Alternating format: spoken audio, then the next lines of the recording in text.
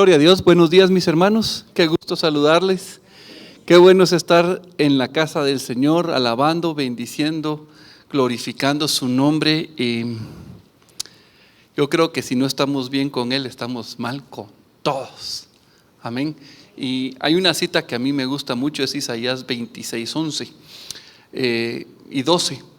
Dios, el profeta Isaías está diciendo: Señor, tu mano está alzada, pero ellos no ven. Y su mano alzada no es diciendo hola, su mano alzada es porque tiene juicio. Y cuando yo lo leo, digo: Señor, gracias porque Jesucristo nos ha reconciliado contigo. Gracias porque tu mano ya no es sobre nosotros para condenación, sino para vida. Amén.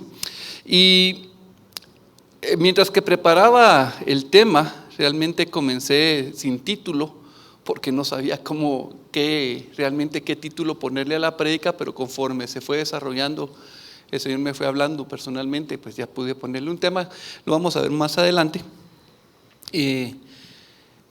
Pablo habla de que cuando él era niño, pensaba como niño, se comportaba como niño, pero cuando creció, él ya no se comportó como niño, se comportó como adulto, tenía conocimiento.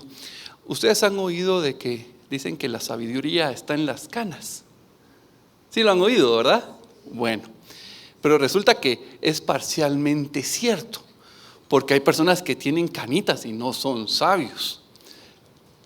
Fíjense que en el libro de Job está Eliú. Eliú es uno de los últimos personajes que sale en el libro de Job.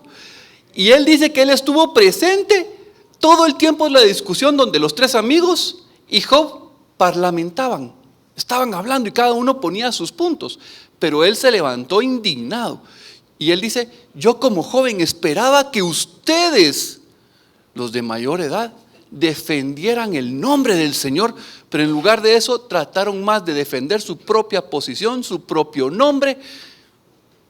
Y entonces nos damos cuenta que hay casos en los que una persona puede llegar a tener muchos años, pero no ser sabio. Pero aún así, hay personas que pueden llegar a una gran edad y haber cometido grandes errores y aprender de ellos. Y entonces nos dejan un buen mensaje y nos dicen: no agarren ese camino. Y yo quiero hablar de un personaje, no es cristiano, pero las últimas palabras que él dio en su vida, a mí me golpean. Entonces les voy a contar un poquito de su historia para que tengan ese contexto y puedan tener con más fuerza sus palabras. ¿Ustedes han oído del escritor H.G. Wells? ¿No? Él es considerado el segundo Julio Verne. Estaba Julio Verne, prácticamente Julio Verne ya estaba en sus últimos años cuando ya H.G. Wells comenzó a escribir. Y así como Julio Verne fue un visionario describiendo el submarino, dándole la vuelta al mundo, viaje al centro de la Tierra, viaje a la Luna, H.G. Wells fue un escritor emblemático con varios títulos. Tiene un montón, voy a sacar los más conocidos. Por ejemplo, alguna vez tuvieron que, por lo menos, si no leyeron el libro, la película, que por cierto ya es viejita, ¿verdad? El hombre invisible. Él lo escribió. Estamos hablando que él es de 1866 y él estaba hablando de que podía hacerse una tecnología para hacerse invisible. Se pueden imaginar qué visión la que tenía este hombre. Pero no solo esa. ¿Saben ustedes qué otro libro? La máquina del tiempo. Es de H.G. Wells y es fabuloso. Ahí él trata de rescatar y hacer muchas cosas, se va al futuro y hay personajes interesantes que aparecen en el libro. La verdad es que las novelas que él escribe son algo extrañas. Esta, la isla del doctor Mauru, siempre no lo puedo pronunciar, pero ustedes léanlo. Sí. Este doctor era un doctor genetista que alteraba los genes y entonces trasladaba los genes del chita, de un mono, al ser humano. Entonces hacía un superhumano, les trasladaba a los animales inteligencia. Miren, qué imaginación, pero para esa época uno decía fantasía. Pero hoy en día estamos viendo cómo los científicos juegan con la genética. O sea, realmente esto fue un hombre visionario. Y para mí, el libro de mayor trascendencia, o tal vez no trascendencia, impacto, es el libro de La Guerra de los Mundos. Ahí sale Tomás. Perdón, a ustedes les gusta en inglés, ¿verdad? Tom Cruise. No Tomás, ¿verdad? Tom. Ok, Tom Cruise sale en esta película. Pero antes de hacer esta película, yo no sé si ustedes saben, él escribió este libro en 1898. ¿Sí? Y él estaba hablando de invasiones extraterrestres. Y en el año 38, un año antes de la Primera Guerra Mundial, Estados Unidos estaba muy tensos porque estaba comenzando a surgir el nazismo. Bueno, ya tenía varios años de estar funcionando el nazismo, pero veían un peligro latente con Hitler, con todo lo que estaba sucediendo en Europa, las tensiones. Y entonces un productor de cine que le encantaba la ciencia ficción dijo: voy a hacer esta película, pero no tengo los recursos. ¿Y qué forma más económica que hacer una radionovela? Y entonces era el día domingo, en 1938, como les digo, y hicieron la creación: vamos a hacer una radionovela basada en el libro de H.G. Wells, La Guerra de los Mundos. Sí, que su contexto era una crítica a Gran Bretaña, a Inglaterra, por querer conquistar todo el mundo, tener una posición en cada país. Entonces ellos era un libro de crítica, pero ellos anunciaron que iban a hacer una representación de esta obra en una radionovela. O sea, lo anunciaron. Y comenzó la radionovela, donde aparecían dos personajes hablando y había una cierta trama, cuando de repente sale: interrumpimos este programa porque en la costa este el ejército se está reuniendo para enfrentarse a un enemigo. Y todos, ¿qué fue? Continuamos con nuestro programa habitual. Y entonces continuaron. Y de repente interrumpimos nuevamente este programa porque el ejército está teniendo que retroceder ante la capacidad ofensiva de estos invasores. Realmente desconocemos quiénes son, quién es. Y entonces, miren, la gente se comenzó a poner nerviosa y vuelven a interrumpir el programa, y cada vez que interrumpían daban un poquito más de información y después dicen: son extraterrestres. Miren, se generó un pánico. Aquí están los personajes de cuando hicieron esa radionovela, y la noticia al día siguiente fue que todos los, ¿cómo se llaman los que oyen radio? A los radio oyentes, sí. Habían pasado esa hora en un pánico, salían corriendo, comenzaron a tomar cosas de las tiendas, a buscar refugio, porque de verdad no supieron reconocer lo que era ficción y lo que era la verdad. Y terminó el programa, fueron 59 minutos. Y entonces el productor le dijo: muchas gracias por el tiempo que nos han oído, el próximo domingo vamos a tener los siguientes títulos de novela. Y comenzó a decir los títulos que iban a tener, y gracias por oír la novela de La Guerra de los Mundos. Y todos se quedaron: es una novela. Miren, fue fabuloso. O sea, yo ahorita me río, pero si yo hubiera estado ahí, yo creo que me hubiera asustado también. Los que oyeron la narración al principio, pues no se asustaron, pero los que agarraron la novela sin la introducción, miren, qué cosa tan terrible. Entonces, ¿por qué les estoy contando todo esto? Es porque yo quiero que ustedes visualicen a la persona de Howard Wells. Howard Wells, él era un humanista. Él creía en el hombre por el hombre. Él creía que si el hombre estudiaba, tenía una buena formación, se educaba, adquiría buenos valores, tenía tecnología, se seguía desarrollando, el hombre iba a llegar a un nivel en el cual iba a crear una utopía, una ciudad, una sociedad donde solo iba a haber el bien. ¿Por qué? Porque el hombre iba a madurar por sí mismo a tal punto. Estamos hablando de evolución. Y entonces el hombre iba a evolucionar a tal punto que ya no iban a haber guerras, que ya no iba a haber nada. Y cabalmente él con su tipo de vida, resulta que llega la Primera Guerra Mundial, que fue en 1914 al 18. Y miren, cuando él vio la guerra en Europa, él estaba en Inglaterra, él la vio, él la vivió. Él dijo, el hombre, la humanidad, con esta guerra aprendió. Nunca más va a haber otra guerra. ¿Y qué creen? Miren, él estaba viendo a la sociedad de ese entonces y para él los alemanes eran una sociedad vanguardista de primera línea en arte, en música, en ciencia, inclusive su altura, su aspecto. Era una sociedad que iba adelante. Y de repente son ellos los que comienzan la Segunda Guerra Mundial, 1939 y terminó en 1945. Y viene Howard Wells, y es aquí donde a mí me impresiona. Miren esto, su filosofía era tanto el hombre por el hombre que escribió Hombres como dioses. Y luego escribió una novela que también se llama Una utopía moderna, hablando de esa sociedad futurista, de paz, de bienestar, de salud, de artes, ¿verdad? Pero cuando él vio la Segunda Guerra Mundial y esas atrocidades que se hicieron en el Holocausto, el asesinato, la ferocidad, dice que habían escuadrones que se dedicaban a matar hombres, mujeres, niños, y arrasaban, eran especialistas, no tenían compasión. Y entonces viene él y llega a esta conclusión. Miren, esto es terrible. Mi fe está en bancarrota. Por más que yo quiera sostener que el hombre, por el hombre y que va, miren, yo no tengo recursos ahorita para poner en esa idea, yo ya no puedo. Él había construido, ¿sí?, una torre de naipes en su mente, en su corazón, en su estilo de vida.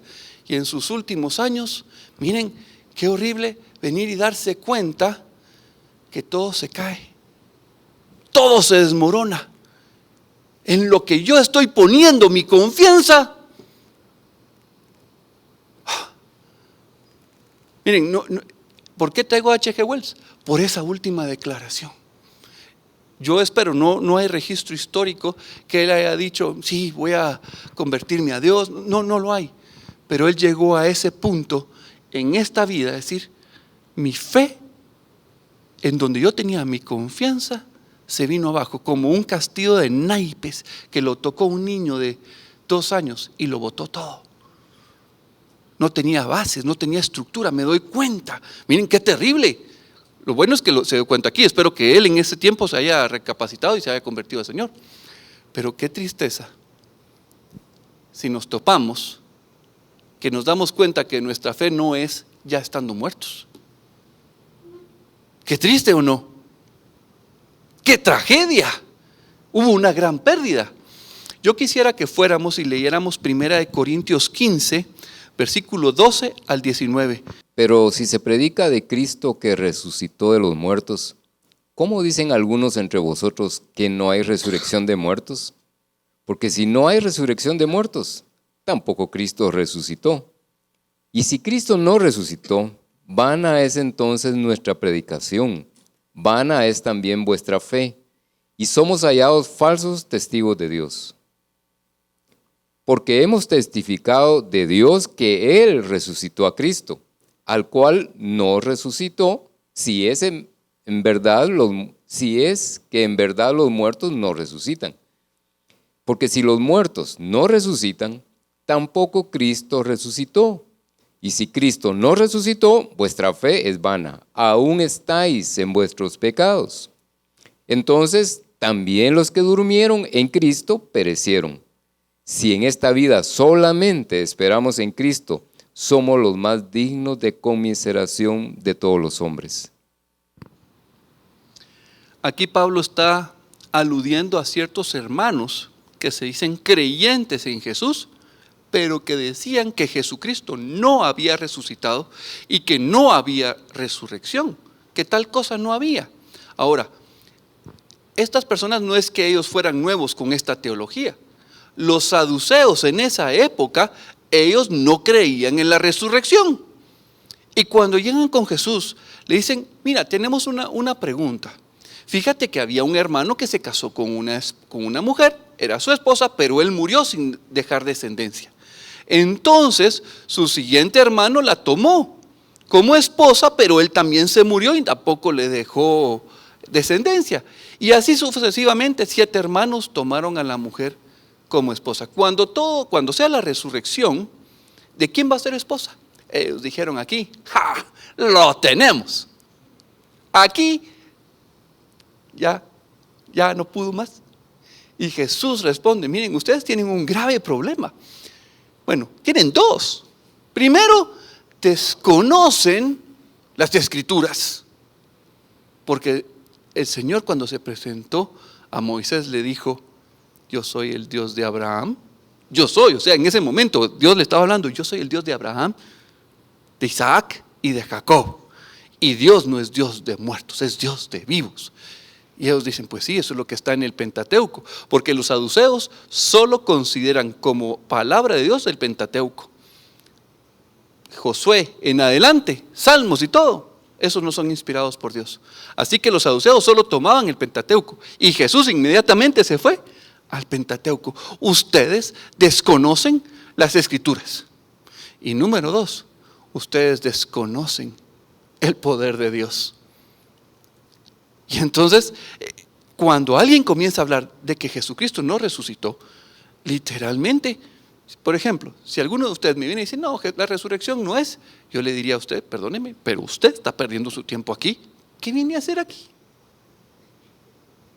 Si mi fe, yo no creo en la resurrección de Jesucristo, ¿qué estoy haciendo aquí?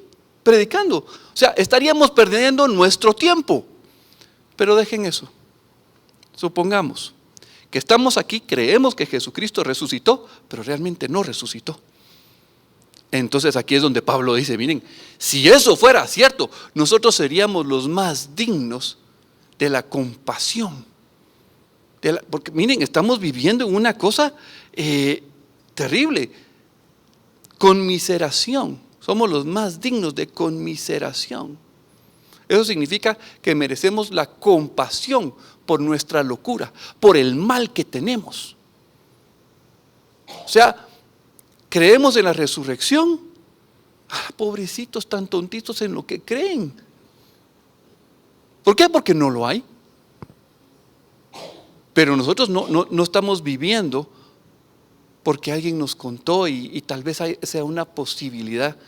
Yo en mi vida personal, yo tuve un encuentro con el Señor. Así como Job dijo, antes de oídas te conocía. Miren, yo sabía de Dios, mis papás me hablaron, un montón de gente me contó de Dios. Yo sabía cosas de Dios. Pero hubo un día donde Él tocó mi corazón, Él me habló. Yo no puedo decir lo vi porque con estos ojitos no, pero mi ser completo sabe y le conoce. Sentí su salvación. Sentí como, miren, de verdad, yo estaba en el poder de las tinieblas, en el fango cenagoso, y pude sentir como Dios ¡puc!, me sacó de ese lugar y me trasladó al reino de su Hijo admirable. Y eso, mis hermanos, también lo vivió Pablo.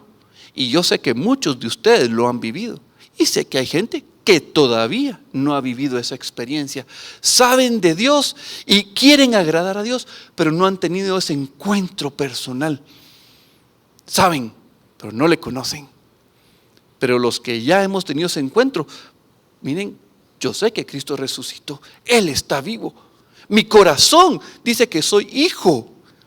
No porque yo me lo haya inventado, no, porque el Espíritu Santo le dice a mi espíritu que Él es mi Padre, que yo soy su hijo, que soy heredero, que soy juntamente con Jesucristo coheredero con Él. Y esta es una experiencia. Miren, yo me he topado una vez predicando en la calle, un joven musulmán me interrumpió y me comenzó a debatir ahí. Fue interesante la argumentación y todo, pero él después me quiso, mira, quiero seguir platicando, nos juntamos en McDonald's, perfecto. Y nos juntamos, pero llegó él con todo un séquito de personas, de musulmanes. Iban vestidos con su traje, iban, miren, entramos en una discusión no álgida, fueron muy amables y miren, argumento tras argumento, ellos y yo, y estábamos hablando en el área del intelecto, pero ya cuando vi que yo ya no podía, porque me bloqueaban todo, decía yo, ahí sí que saqué mi Jackie Chan de la palabra de Dios, y dije yo, ya no puedo más, aquí a todos tienen un pero. Saqué mi experiencia personal. Mira, mi testimonio es este. Yo viví así, esto fue lo que me pasó, y un día Cristo vino a mi vida y ya no hablé intelectualmente, hablé al nivel de la conciencia, donde yo les tuve que decir, yo era pecador, yo iba camino al infierno, y ellos me oían. No podían detener nada de lo que era mi experiencia personal, y oyeron mi testimonio. No pudieron detener nada del argumento. Ninguno se convirtió, ¿verdad? Pero pude testificar de quién era Jesucristo. Y entonces viene la gran pregunta. Y esto es algo que aquí en Casa Josué lo hemos dicho una y otra vez. Invitamos, exhortamos, ¿sí?, a que se hagan estas preguntas. ¿En qué creo? Bueno, ustedes pueden venir en la parte racional y poner que Jesucristo en el año 0 y poner toda la historia y los evangelios, el testimonio, los discípulos llegaron hasta la muerte declarando la muerte y la resurrección de Jesucristo. Nadie muere por una mentira solo por así para sostenerla. Y entonces, ¿en qué creo? Porque mis papás me contaron esto, porque mi abuelita, porque entre todas las religiones es la que más se sostiene. O sea, yo puedo tener una variedad de respuestas, pero yo me tengo que responder. Esto no es para responderle a la demás gente, esto es personal. ¿En qué creo? Ok, ya tengo claro en qué creo. ¿Por qué creo lo que creo? Nuevamente, si doy una mala respuesta, no es con ustedes, es hacia, no, esto no me convence. Tengo que volver a regresar. ¿En qué creo? Y estoy en ese juego de preguntas hasta que ya estoy convencido en lo que creo. Y entonces viene esta pregunta, y este es el título de la prédica. ¿Vivo lo que creo? ¿Vivo lo que creo? Porque si yo digo soy cristiano y vivo como los del mundo, ¿me considerarían ustedes un cristiano? Si tuviera 5 novias y de repente salen ustedes ahí, estoy ahí tomándome en la esquina unas cervecitas y no solo una, ven un montón en el piso y yo todavía los saludo. Adiós, hermano. ¿Qué dirían? El hermanito tiene problemas, ¿verdad? Dice que es cristiano.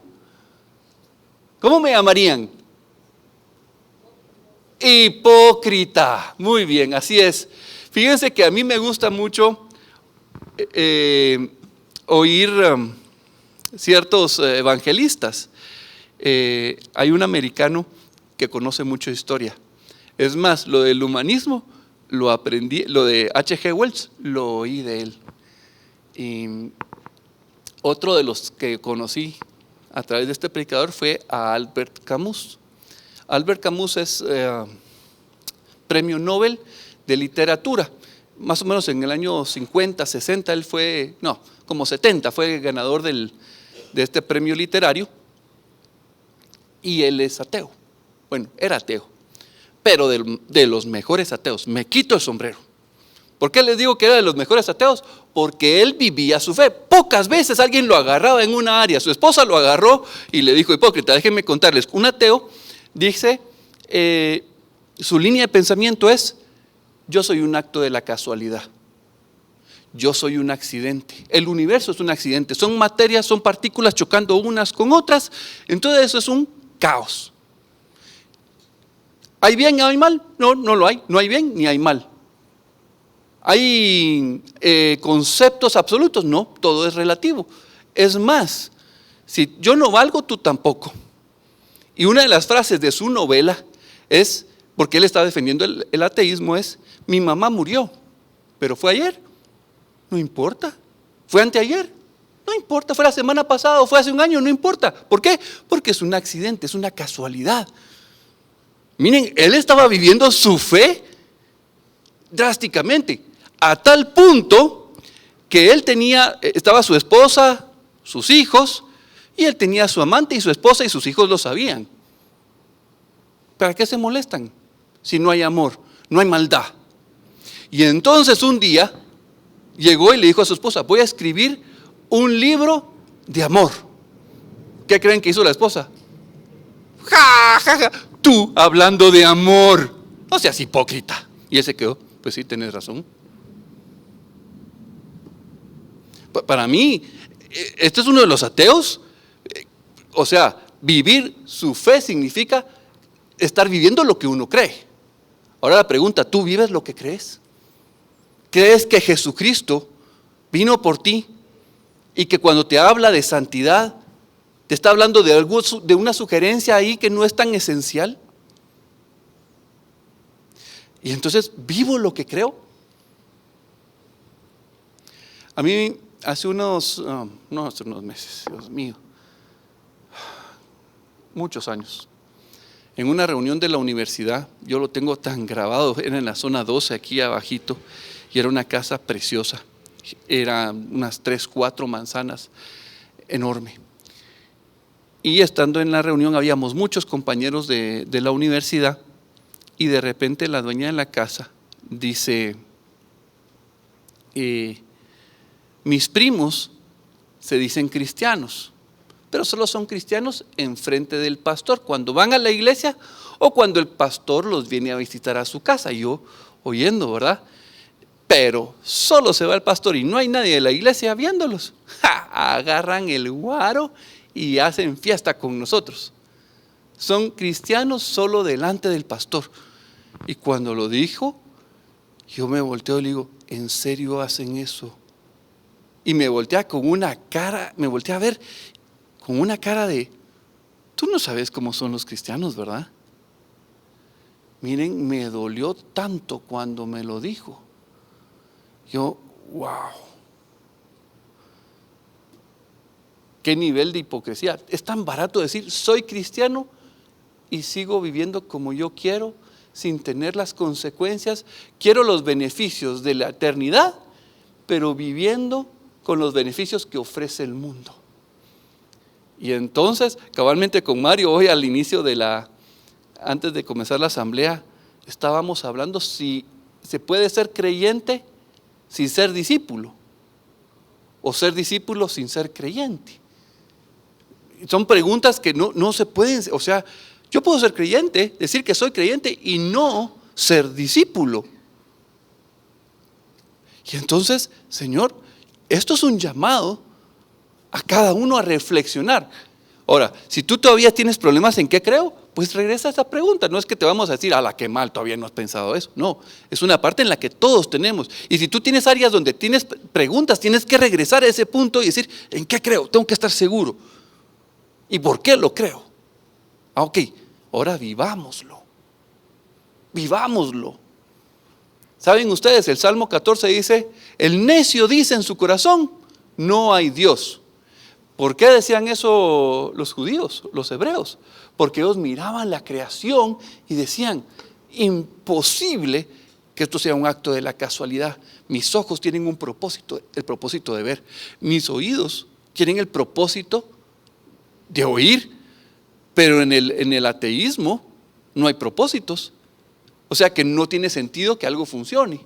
¿Por qué? Porque todo está en desorden. Entonces cuando ellos ven sus manos, ven todo su ser, decían: Dios existe.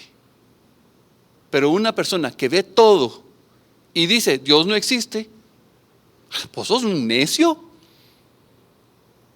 Dios no les llama ateos, Dios les llama necios, porque poniendo toda la evidencia, no quieren creer, se resisten, se niegan. Y entonces, estas personas, por eso es que Jesús dice: cualquiera que le diga a su hermano necio o fatuo, digno de condenación es. Porque nosotros aquí le decimos: ala, como sos de necio, ¿verdad? Y uno se ríe, sí, un poquito dice uno, ¿verdad? Pero en la cultura hebrea, decirle a alguien necio era no solo decirle necio, Era decirle, tú no pensás, tú sos el más tonto, más baboso de todos, porque viendo todo, no tenés lógica para llegar a la conclusión. Ahora ya pueden ver el insulto de necio, era muy profundo, era decirle, ya. Te cuesta, ¿verdad, brother? Era un insulto fuerte. Y entonces, ¿vivo lo que creo? Por favor, guarden esta pregunta en su corazón y vamos a seguir leyendo unos pasajes que nos van a seguir ayudando a ver el tema. Por favor, Lucas 14, 16 al 24. Lucas 14, 16, 24. Entonces Jesús le dijo, un hombre hizo una gran cena y convidó a muchos. Y a la hora de la cena envió a su siervo a decir a los convidados, venid, que ya todo está preparado. Y todas a una comenzaron a excusarse. El primero dijo, he comprado una hacienda y necesito ir a verla. Te ruego que me excuses. Otro dijo, he comprado 5 yuntas de bueyes y voy a probarlos. Te ruego que me excuses. Y otro dijo, acabo de casarme y por tanto no puedo ir. Vuelto el siervo hizo saber estas cosas a su señor. Entonces, enojado el padre de familia, dijo a su siervo, ve pronto por las plazas y las calles de la ciudad y trae acá a los pobres, los mancos, los cojos y los ciegos. Y dijo el siervo, Señor, se ha hecho como mandaste y aún hay lugar. Dijo el Señor al siervo, ve por los caminos y por los vallados y fuérzalos a entrar, para que se llene mi casa. Porque os digo que ninguno de aquellos hombres que fueron convidados gustará mi cena. Amén. Miren, este pasaje es bien interesante porque pensamos, al Señor se le ocurrió hacer un banquete de última hora, pero no. La costumbre es invitar con mucho tiempo de antelación, confirmar quiénes van a asistir. Pero muchos de ellos, el Señor cuando mandó a los siervos no fue para hacer la primera invitación, fue para recordarles que hoy era el día de esa fiesta. Y cuando ellos llegaron, ay, mira, yo puse mi boda en este día, yo hice no sé qué, tengo trabajo, y comenzaron a salir las excusas para no ir al banquete que el Señor al cual les estaba invitando. Y entonces el Señor dice, vayan y traigan, miren, a mí me impresiona. Vamos a ver, ¿cuáles fueron las características de las personas que dijo que llegaran? Ojos, ciegos, mancos y pobres. ¿Sí? Y llenaron la casa. Y dice que todavía había espacio y fueron a los caminos. Primero buscaron a estas personas en la plaza. Ahí los iban a encontrar y metieron a todos. Señor, todavía hay lugar. Bueno, vayan y busquen en los caminos, y fueron y trajeron a un montón de gente. Y ahí lo que estamos viendo es Dios queriendo invitarnos a esa grande salvación. No quiere que nadie se quede afuera. Nadie. No hubo excusa para ninguno decir, yo no puedo, yo no quiero. Dios los metió, Dios los salvó, ¿sí? Pero podemos decir, yo no quiero ir. Eso es válido. Yo puedo rechazar la gracia y la misericordia de Dios para mi vida. Y este fragmento de esta lectura de Lucas, versículo 16 al 24, realmente solo me muestra que quienes entraron al banquete eran cojos, mancos, ciegos y pobres. Y entonces cuando yo veo eso, digo, Señor, me dijiste cojo, me dijiste ciego, manco. Y cuando yo veo mi vida, miren, de verdad, yo soy un cojo. Y me quedo corto con todas las descripciones, porque en la palabra de Dios no solo habla de eso, también habla de sordos, también habla de paralíticos, también habla de leprosos, también habla de esterilidad, estéril, no dar el fruto, ser estéril, muerto, sin capacidad de dejar algo para el futuro, no tener descendencia, muerto, pecador, o sea, improductivo. Una persona que es pobre, que no tiene, miren, ustedes le darían un trabajo de alto riesgo a un cieguito, un sordo que es manco y que es cojo. Y que tiene que tener todos sus sentidos puestos para que no le pase nada. O sea, no es productivo. Nuestra sociedad está tratando de viendo cómo hacemos para, y eso es muy noble y es bueno y es necesario. Pero la palabra de Dios nos muestra, Señor, la realidad es que yo estoy enfermo y Dios me invitó a su banquete. Esa es la grande salvación. Pero lo que continúa, miren, estamos terminando en el 24, la salvación. Pero vean versículo 25 al 33. Vayan a sus Biblias, no voy a ponerla, bueno, sí la voy a poner, pero quiero que ustedes la busquen en su Biblia y se den cuenta que inmediatamente que está hablando de la invitación al gran banquete, Jesús viene y dice el precio de seguirlo a Él. Lucas 14, 25 al 33. Grandes multitudes iban con él. Y volviéndose les dijo: si alguno viene a mí y no aborrece a su padre y madre y mujer e hijos y hermanos y hermanas y aún también su propia vida, no puede ser mi discípulo. Y el que no lleva su cruz y viene en pos de mí, no puede ser mi discípulo. Porque ¿quién de vosotros, queriendo edificar una torre, no se sienta primero y calcula los gastos, a ver si tiene lo que necesita para acabarla? No sea que después que haya puesto el cimiento y no pueda acabarla, todos los que lo vean comiencen a hacer burla de él, diciendo: este hombre comenzó a edificar y no pudo acabar.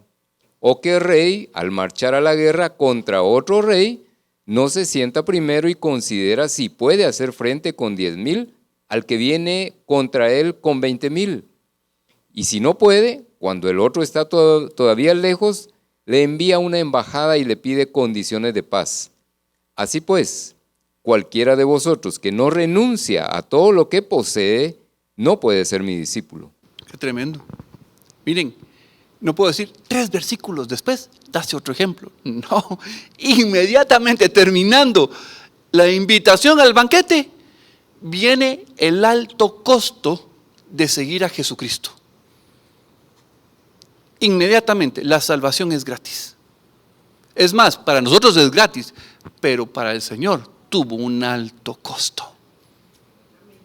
Tuvo un alto costo. Jesucristo tomó la condenación que era para nosotros, el castigo que era para nosotros, lo cargó sobre sí, nuestra enfermedad, el rechazo, todo, para que tú y yo fuéramos salvos. Pero el ser discípulo, miren, voy a regresar al principio de esta cita. Grandes multitudes iban con él. A Jesús no le impresionan las multitudes. A Jesús no le impresionan esas mega, super extra grandes iglesias. Dios quiere una relación personal y comienza y se vuelve a ellos y les dice: si alguno viene a mí y pone requisitos, no aborrece a su padre, a su madre, a su mujer, a sus hijos, a sus hermanos, hermanas, y aún también su propia vida, no puede ser mi discípulo. Y luego, y el que no lleva su cruz y viene en pos de mí, no puede ser mi discípulo.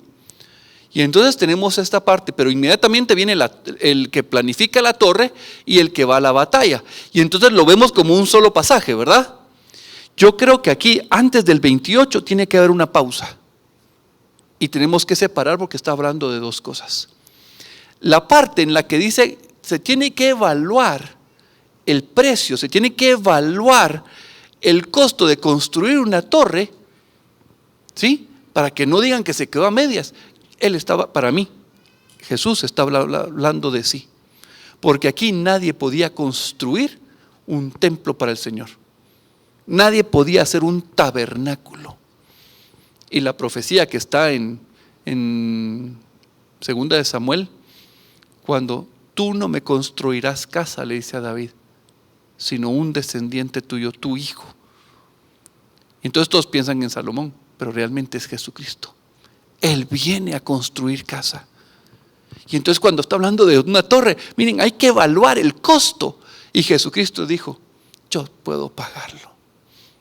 Y se dio a sí mismo para pagar y hacer esa construcción. Y luego dice, ¿qué rey no va y ve si puede vencer a la otra? Si no, mejor lleguemos a un acuerdo. Pero Jesús sale a la batalla. Y miren, esa imagen de Jesucristo peleando. Él es el único que podía tomar nuestro lugar en la cruz. El único. Y entonces yo veo que Jesús está hablando de lo que Él pagó, y Él vio lo que costaba, y Él estuvo con esa disposición. Pero la parte anterior la separo, porque Él viene hablando de quiénes son los que Él invitó al banquete. Repito, vamos a ver, díganme los 4 elementos que Él pone ahí. Pero ciegos, cojos, mancos y pobres. Y ahora díganle ustedes, evalúen si ustedes pueden construir una torre o salir como reyes a pelear. Pues ya le está diciendo que no tienen nada. O sea, el Señor les está hablando que la invitación es gratis, que Él ya pagó todo. Pero ahora viene y les dice, ustedes no tienen cómo pagar esto. Lo único que estoy pidiendo es yo ser el número 1 en su vida. No pueden tener a sus papás como número 1. No pueden tener a sus mamás como número 1. No pueden tener a su esposa, ni a sus hijos, ni a sus hermanos. A nadie. Yo soy el número 1. Y entonces, ¿qué pensamos de un Dios que quiere ser el número 1? ¿Qué Dios tan endiosado? Necesita que lo alabemos, que le digamos que está chulo, que está hermoso. ¿Qué dicen de una persona que, decime que estoy bonito? Decime que soy bueno. ¿Qué dicen ustedes? No, por favor, díganme ustedes qué piensan de una persona que les dice que quiere ser vanidoso, ¿verdad? ¿Será que Dios necesita que le digamos que Él es hermoso? ¿Será que Dios necesita que le digamos que Él es fiel, que Él es bueno, que Él es maravilloso, que Él es excelso, que Él es fuerte? ¿Ustedes se imaginan a Dios haciéndose así? ¡Oh, qué fuerte soy! Qué bueno que reconociste que soy fuerte y que soy hermoso. Y no, aquí, ¿verdad que no? Cuando Dios está diciendo que Él quiere ser el número 1 en tu vida, no es porque Él sea vanidoso, sea un Dios endiosado. Es que Él sabe que nuestra vida sin Él es miserable. Somos unos desventurados, somos unos pobres, no podemos ver, no podemos oír. Nuestra vida no tiene sentido, nuestra vida no tiene propósito. Cuando Él está diciendo, quiero ser el número 1, es porque yo soy tu mayor bendición, yo me doy a ti sin reservas. Y tú te necesitas decir quién soy yo, muchas veces que soy bueno, para que a ti no se te olvide que yo soy bueno, porque se te olvida. Tienes un problema económico.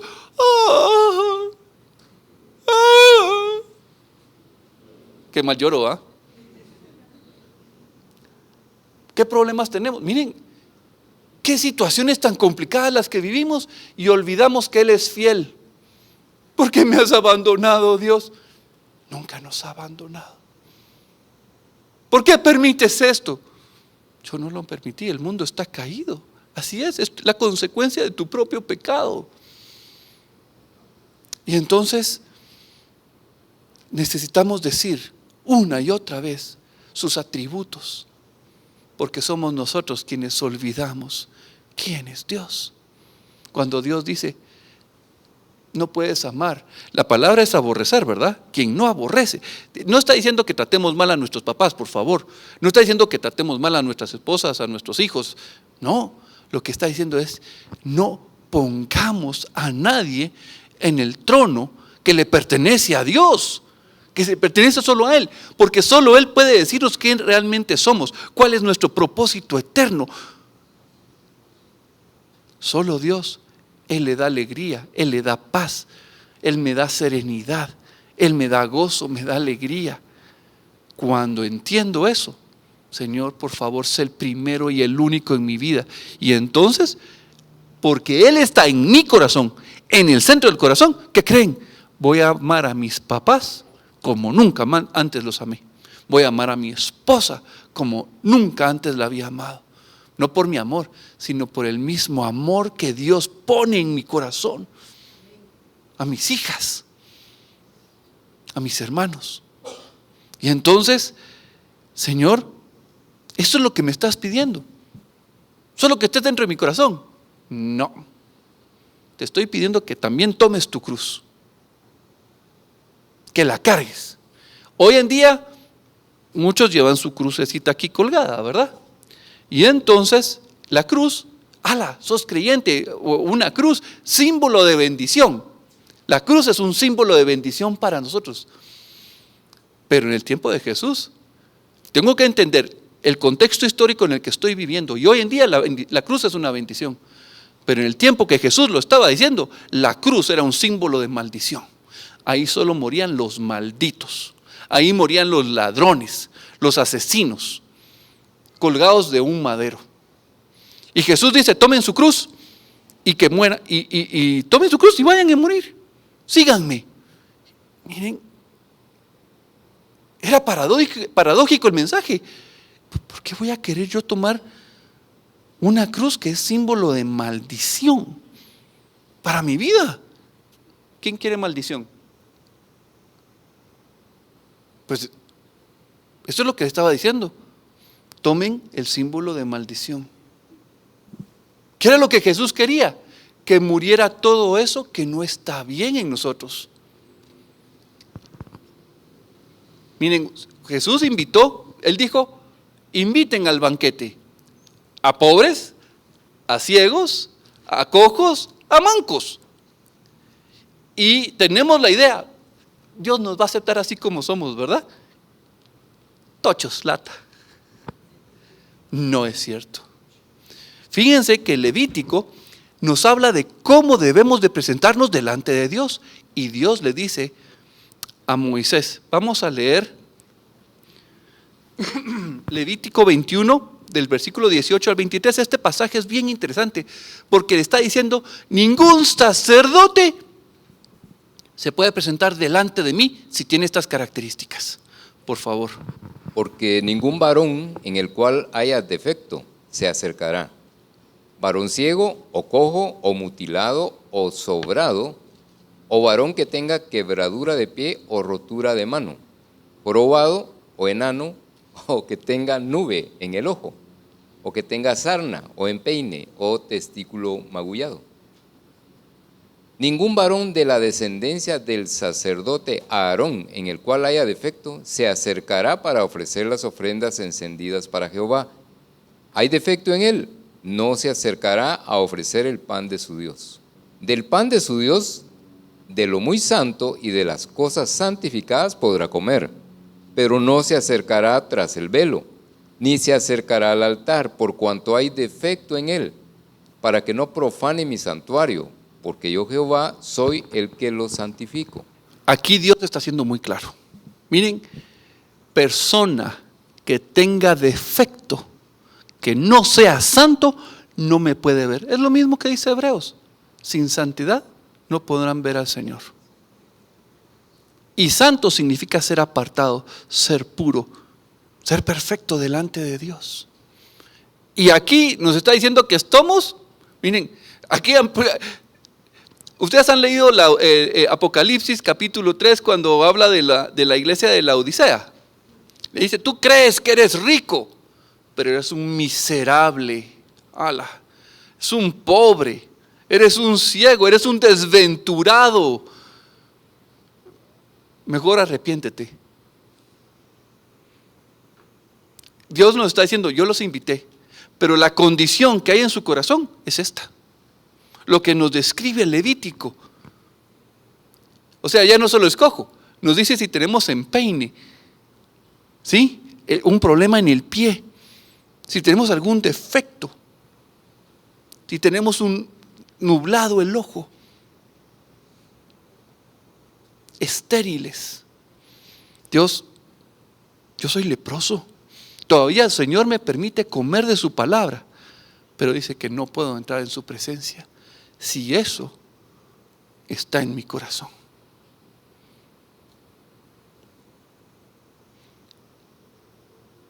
Y entonces, miren, yo pensé que era tan fácil solo seguir a Cristo, pero aquí pareciera que está trompuda la cosa, ¿verdad? Porque tengo problemas. ¿Quién no tiene problemas aquí? ¿Quién se ha enojado consigo mismo alguna vez? ¿Sí? ¿Quiénes han dicho, todo lo hago, todo meto la pata, tan baboso que soy? ¿Por qué? Porque hay una naturaleza que, queriendo hacer el bien, ¿qué hacen? El mal. Lastiman al hermano, lastiman a la esposa, ofenden a sus hijos. Después vienen nuestros hijos y nos dicen que los hemos ofendido muy seriamente. Y yo también me quejo con mi papá para que no vayan a creer. O sea, estamos llenos de golpes y lastimamos. Y el Señor nos dice que no podemos entrar así delante de su presencia. Y entonces hay un costo. Pero ese costo no es de salvación, es un costo de querer estar con Él. Es un costo. Señor, yo ya me di cuenta que soy ciego. Yo no puedo ver. Yo tengo mi frase y le digo, Señor, yo no sé amar. Yo no sé amar. Yo digo que te amo a ti, pero cuando veo a mi hermano, a mi hermana, Señor, no los amo.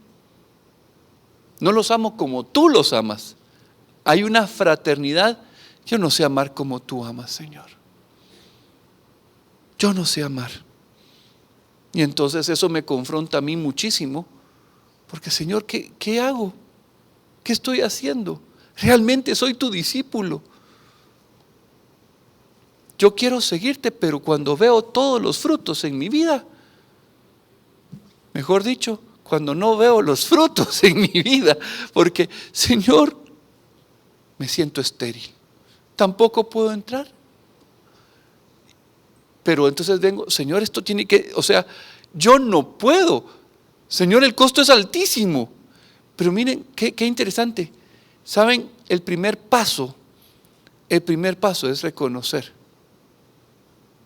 Es reconocer nuestro problema. Señor, soy un necesitado de ti. Soy un necesitado de tu amor. Soy un necesitado de tu sanidad. Soy un necesitado de tu palabra. Soy un necesitado de tu Espíritu Santo. Soy un necesitado de tu luz. Soy un necesitado, Señor. Yo no puedo vivir sin ti. Y entre más nos acercamos a Él, más nos vamos dando cuenta de esa necesidad que hay en nuestro corazón. Ahora, vimos en Lucas la invitación al banquete, ¿verdad? Vamos a hacer esta es la última cita, es Mateo 22, versículo 8 al 14. Y no vamos a leer todo el pasaje, sino solo los últimos versículos, en el cual el Señor pues ha invitado. Le voy a leer, dice Mateo 22 del 8 al 14. Y saliendo los siervos por el camino juntaron a todos los que hallaron, juntamente malos y buenos, y las bodas fueron llenas de convidados. Y entró el rey para ver a los convidados, y vio ahí a un hombre que no estaba vestido de boda. Y le dijo: amigo, ¿cómo entraste aquí sin estar vestido de boda?